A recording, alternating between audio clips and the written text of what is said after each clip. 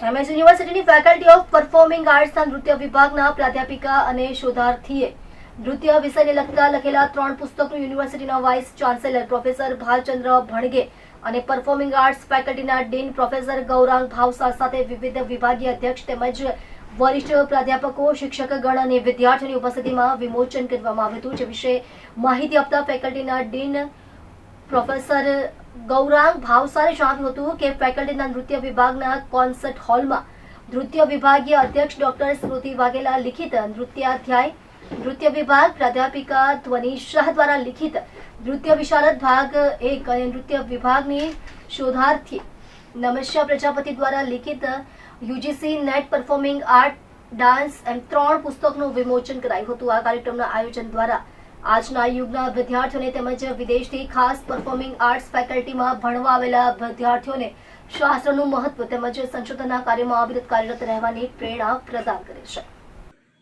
હું નમસ્યા પ્રજાપતિ છું. મેં મારું બેચલર્સ અને માસ્ટર્સ ધ મહારાજી સયાજીરાવ યુનિવર્સિટીથી કર્યું છે.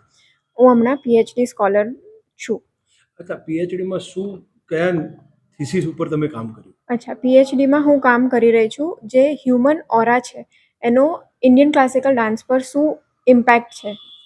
તમે હમણાં જે પુસ્તક લખ્યું છે, કેટલા દિવસની મહેનત, એનાથી સમાજને શું ફરક પડશે જીવનમાં? એમ જોવા જઈએ તો મારા યુનિવર્સિટીના જે 5 વર્ષ છે એ 5 વર્ષમાં કશેક ને કશેક ક્યાંક ને ક્યાંક મેં આ નોલેજ મેળવ્યું છે, પણ આનું પ્રોપર કમ્પાઇલેશન કરતાં મને 2 વર્ષનો સમય લાગ્યો છે.